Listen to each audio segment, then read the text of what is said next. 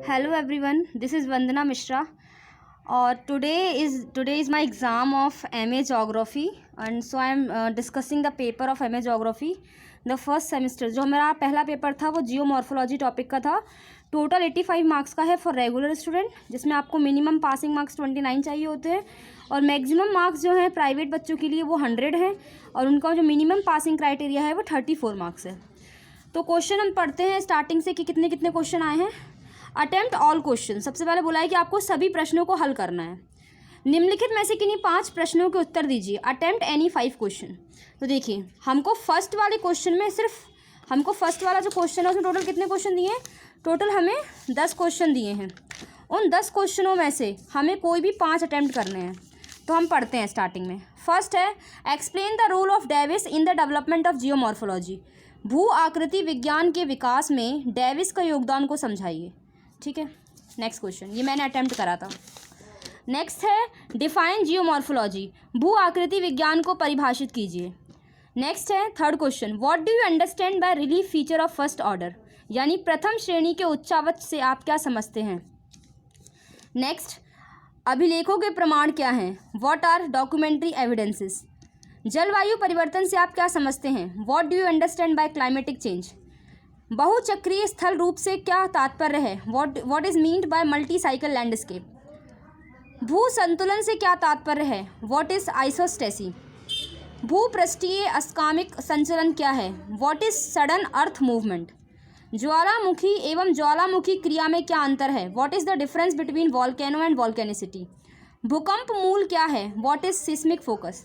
अब देखिए ये जो पेपर था उसमें जो हमारे फर्स्ट क्वेश्चन था उसमें टोटल हमें चॉइस में हमें टोटल 10 क्वेश्चन दिए थे और हमें करने थे सिर्फ 5 क्वेश्चन और हर एक क्वेश्चन जो था वो 5 मार्क्स का था.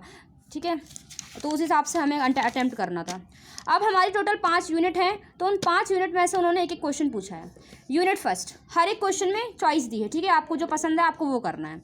यूनिट 1 का दिया है भू आकृति विज्ञान की प्रकृति एवं विषय क्षेत्र का वर्णन कीजिए. Describe the nature and scope of geomorphology. ये वाला मैंने अटेम्प्ट करा था. फिर लिखा है इसकी चॉइस में अगर आपको ये क्वेश्चन नहीं आता है तो आप दूसरा अटेम्प्ट कर सकते हो. जैसे भू आकृति विज्ञान की नूतन प्रवृत्तियों की व्याख्या कीजिए. Discuss the recent trends of geomorphology.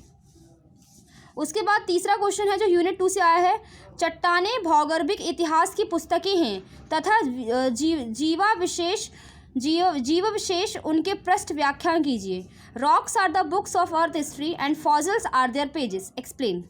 इसके चॉइस में दिया था एक क्वेश्चन भू आकृतियों के अध्ययन की विधियों को संक्षेप में समझाइए. Describe briefly the methods of study of landforms. मैंने ये वाला क्वेश्चन अटेम्प्ट करा था. नेक्स्ट हमारी यूनिट 3 है जिसमें हमें बताना है. क्वेश्चन नंबर 4 पूछा है पृथ्वी की संरचना एवं उच्चावच पर प्रमुख जलवायु परिवर्तन के प्रभाव पर प्रकाश डाली कीजिए. Explain major climatic changes and their impact on structure relief of the earth. ठीक है, इसके चॉइस में जो क्वेश्चन था भू संरचना प्रदेश क्या है. भूगोल संरचना प्रदेश में सीमांकन की विविध विधियों का वर्णन कीजिए. What is morphogenetic region. Describe various methods to delimit morphogenetic region. मैंने जो अटेम्प्ट करा था वो ऊपर वाला करा था. नेक्स्ट यूनिट 4 महाद्वीपीय निर्माणकारी हलचल शब्द की व्याख्या कीजिए तथा इसके विविध प्रकारों की विवेचना कीजिए. Explain the term epeirogenetic movement. Discuss its various forms. भू संतुलन के संबंध में एरी और प्राट के विचारों की तुलना कीजिए. ये इसके चॉइस में था. इसका क्वेश्चन है compare the concept of Airy and Pratt regarding isostasy. तो जो क्वेश्चन यूनिट 4 का जो 5th वाला क्वेश्चन था मैंने उसमें एरी और प्राट के बारे में एक्सप्लेन करा था.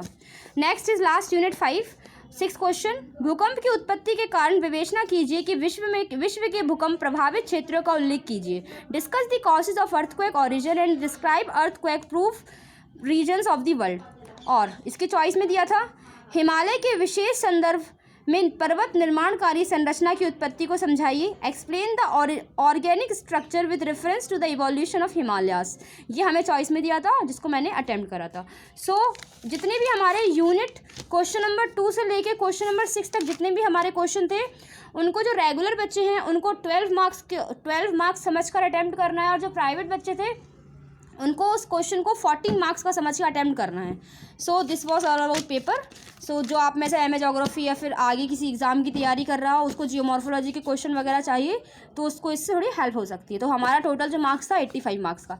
अब देखते हैं हमारे कितने मार्क्स आते हैं। ठीक है, अब हमारा नेक्स्ट पेपर है इकोनॉमिक ज्योग्राफी का, जो है 10 तारीख को। उसके बाद जब वो पेपर आएगा तो मैं उसकी भी वीडियो बनाऊँगी। Thank you so much.